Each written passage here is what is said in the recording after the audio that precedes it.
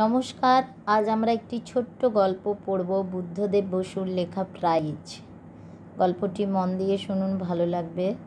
আর ভালো লাগলে পরবর্তী গল্প শোনার জন্য অবশ্যই সাবস্ক্রাইব করুন আর বেল নোটিফিকেশানে গিয়ে অন করে দিন, তাহলে পরের গল্পটি সহজেই পেয়ে যাবেন। ছোট ছোট গল্প পড়ব আমরা, যেটা মনে রয়ে যাবে।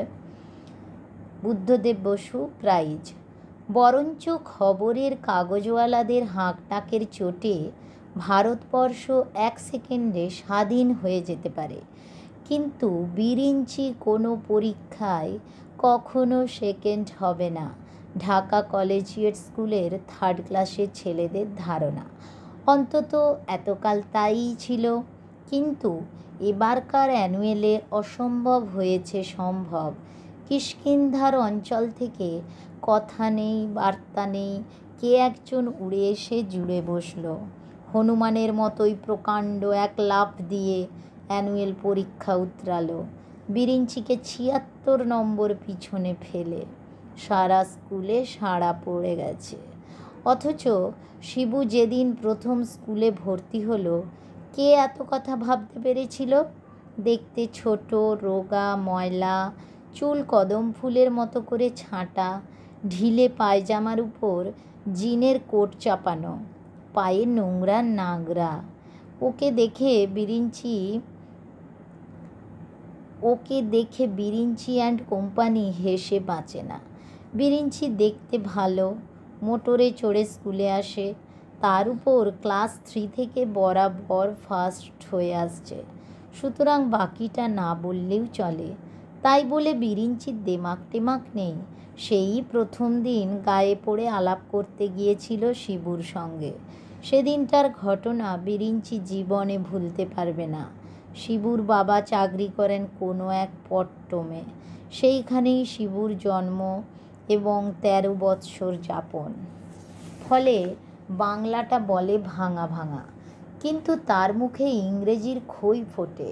সত্যি কথা বলতে কি, বিরিঞ্চির বিশুদ্ধ বঙ্গ ভাষা শিবু বুঝতে পেরেছিল।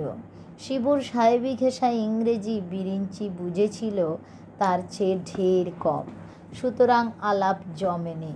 বিরিঞ্চি অবশ্য বন্ধুদের কাছে ব্যাপারটা রং ফিরিয়ে বলেছিল, তাই সে যাত্রায় তার মুখ রক্ষা হলো, কিন্তু মন তার শঙ্কিত হয়ে উঠল। শনিবার থার্ড পিরিয়ডে যিনি ট্রান্সলেশন করান, তিনি নতুন নতুন মুখ দেখে যখন শিবুর নাম জিজ্ঞেস করলেন, শিবু উঠে দাঁড়িয়ে গম্ভীরভাবে বললে, শিবদাত রায়। তেমনি সবাই স্যার নিজে পর্যন্ত হো হো করে হেসে উঠলেন। শিবুর কান দুটো ঝাঁ ঝাঁ করতে লাগলো। স্যার তখন আর চোখে শিবুর পায়জামার দিকে তাকিয়ে শুধালেন, are you a Bengali? Shibu দৃঢ় স্বরে জবাব দিল, আজ্ঞে হ্যাঁ, আমার নাম শিবদাস। যাক, সেদিনকার মতো ব্যাপারটা সেখানেই চুকল। বিরিঞ্চি মনে মনে একটু খুশি না হয়েও পারল না, এবং ক্লাসের ফাজিল ছেলেগুলো শিবুকে দেখলেই শিবদাত বলে চেঁচিয়ে উঠতে লাগলো। 1 সপ্তাহ এই চলল। শিবু একটু ঘাবড়ালো না, কিন্তু পরের শনিবার সেই মাস্টারমশাইয়ের উপর সে নিল প্রতিশোধ। তিনি দিব্যি পড়িয়ে যাচ্ছিলেন। শিবু হঠাৎ তুখোড় ইংরেজিতে বলে উঠল, ওটা কাপবোর্ড নয় স্যার, কাবার্ড। এইবার মাস্টার মহাশয়ের কান ঝাঁ ঝাঁ করার পালা। রীতিমতো রেগে গিয়ে তিনি বললেন, তোমার ভারী সাহসে ছোকরা, আমার ভুল ধরতে আসো। শিবু দিব্যি হাসি মুখে বললে, আমার দোষ কি বলুন? এতগুলো ছেলে ভুল শিখবে, এ আমি সইতে পারি নে। তারপর রীতিমতো কাণ্ড হয়ে গেল। স্যার আগুন হয়ে বললেন, রোশো ডেপো ছোকরা, তোমাকে মজা দেখাচ্ছি। এক্ষুনি চললুম হেডমাস্টারের কাছে। তোমাকে আজকে বেত না খাইয়েছি তো আমি চাকরিই ছেড়ে দেব। বলে রাগে গজ গজ করতে করতে ক্লাস থেকে বেরিয়ে গেলেন। ছেলেরা সব হতভম্ব। শিবু হাত পা নেড়ে ইংরেজি উচ্চারণ সম্বন্ধে বক্তৃতা শুরু করে দিল। ছেলেটিকে এক্ষুনি ফিকফিকে বেতের ঘা খেতে হবে মনে করে বিরিঞ্চি কাঁদো কাঁদো হয়ে গেল। খানিক বাদেই হেডমাস্টার মশাইয়ের ঘরে শিবুর ডাক পড়ল। ব্যাপারটি কি হয় জানবার জন্য কয়েকটি ছেলে শিবুর পিছনে পিছনে গিয়ে বাইরের বারান্দায় ঘোরাঘুরি করতে লাগলো। মিনিট 10 পরে শিবু বেরিয়ে এলো অক্ষত দেহে এবং সেই স্যারটি ম্লান মুখে। ক্রমশ শোনা গেল যে হেডমাস্টার মশাই শিবুকে সৎ সাহসের জন্য ধন্যবাদ জানিয়েছেন, এমনকি তার সঙ্গে হ্যান্ডশেক করেছেন পর্যন্ত, এবং মাস্টার মশাইকে আড়ালে ডেকে নিয়ে ছেলেদের সঙ্গে খামোকা খিটিমিটি করবার জন্য ধমকে দিয়েছেন। এরপর থেকে শিবুর মুখের উপর ঠাট্টা করতে কেউ আর সাহস পায় না। এমনকি অনেক ছেলেই এবং কোনো মাস্টার তাকে সমীহ করে চলেন। ক্লাসের কোনো ছেলে তার সঙ্গে কথা বলে না। টিফিনের সময় গাছের ছায়ায় দাঁড়িয়ে একা একা চিনেবাদাম চিবোয়। বিরিঞ্চির মনে হলো হেডমাস্টারের কাছে এই গৌরবটা তারই পাওয়া উচিত ছিল, এবং শিবু যে অত ভালো ইংরেজি জানবে এটাতেও তার মন সায় দিতে চাইল না। বিরিঞ্চির মনে অবশ্য হিংসে নেই, কিন্তু তাকে শিবুর সঙ্গে কথা বলতে কেউ কখনো দেখত না। শিবু দরকার হলে সকলের সঙ্গেই কথা বলতো, কিন্তু যাকে গল্প করা বলে তা সে কারোর সঙ্গে করতো না। বিরিঞ্চির চারদিকে ক্লাসের সব ছেলেরা ভোমরার মতো গুনগুন করে, আর সারা স্কুলে শিবুর সঙ্গী শিবু নিজে। শিবু থাকে হোস্টেলে। সেখানকার সুপারিনটেনডেন্ট তাদের হিস্ট্রির টিচার অবিনাশ বাবুর 6 বছরের ছেলেটা বাপের সঙ্গে থাকে। নর্মাল স্কুলে পড়ে। মাসখানেক না যেতেই সে শিবুদার বেজায় ন্যাওটা হয়ে পড়ল। পল্টু শিবুর টেবিল গুছোয়, দোকান থেকে টুকটাক কাগজ পেন্সিল এনে দেয়। শিবু স্কুল থেকে ফিরে ছাতে বসে পল্টুকে গল্প শোনায়, অদ্ভুত আজগুবি সব গল্প। তবু শিবু যে একা, সে একা। হাফ-ইয়ারলিতে বিরিঞ্চির কান ঘেঁষে বন্দুকের গুলি চলে গেল। শিবু সব সাবজেক্টে ফার্স্ট, কিন্তু বাংলায় 37 পেয়ে মোটের উপর 3 নম্বরের জন্য সেকেন্ড হয়ে গেল। বিরিঞ্চির সম্মানটা কোনো রকমে বজায় রইল, কিন্তু বিরিঞ্চি একমাত্র বিরিঞ্চি নয় এ কথা বুঝতে কারোরই বাকি রইল না। বিরিঞ্চি 27 জুলাই সোমবার থেকে রোজ 10 ঘন্টা করে পড়া শুরু করলো। তবু ওর নৌকা ডুবলো অ্যানুয়ালে।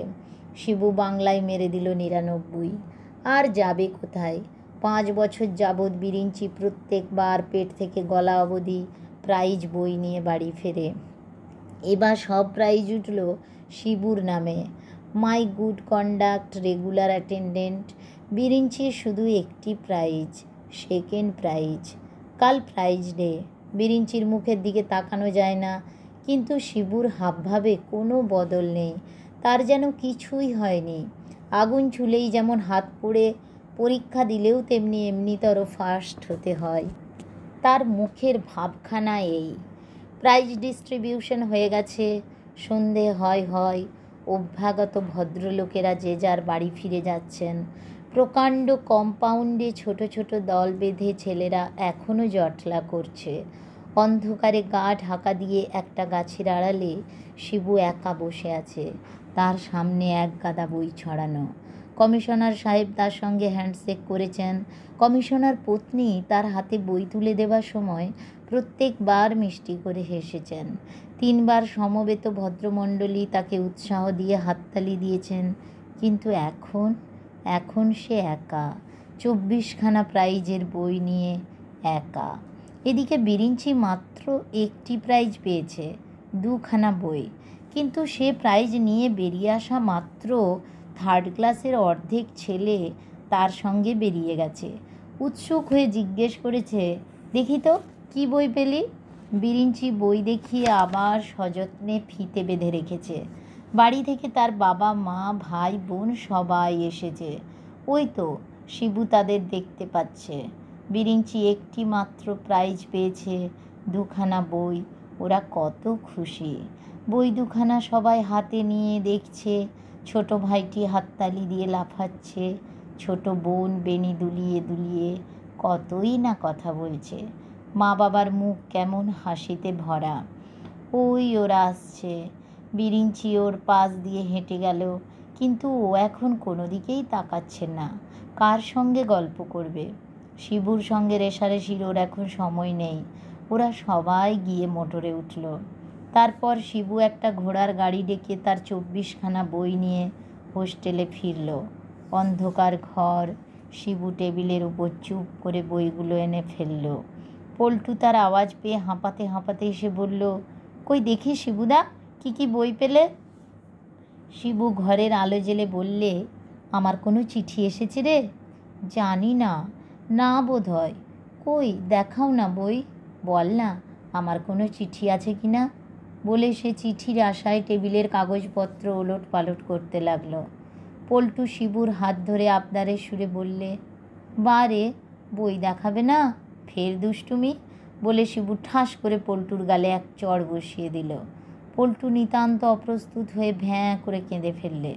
শিবু তখন ওর গায়ে হাত বুলিয়ে মিষ্টি কথা বলে আদর করে নানাভাবে ওর কান্না থামাবার চেষ্টা করতে লাগলো। পল্টু কিছুতেই শান্ত হয় না। শেষটায় শিবু বললে, এই সব বই তোকে দিলাম, নে। সত্যি? হঠাৎ পল্টু হেসে ফেলল। সত্যি বলছো শিবুদা? সত্যি রে সত্যি। এই আয় এখানে পল্টু, টেবিলের ওপর উঠে বস, কত সুন্দর ছবি আছে দেখবি। পল্টু এক লাফে টেবিলের উপর চড়ে বসল, আর শিবু একে একে তার 24খানা বই থেকে ছবি দেখালো তাকে। এতক্ষণে শিবুর মন অনেক হালকা হয়ে গেছে। গল্পটি এখানেই শেষ হলো। তোমাদের মতো আমিও গল্পটা প্রথম পড়লাম, তাই কোথাও কোথাও ভুলভাল পড়া হয়ে গেছে, সেটুকু ক্ষমা করে দিও। আজ এই পর্যন্ত। আবার পরদিন আমরা কোনো একটা ছোট গল্প পড়ব।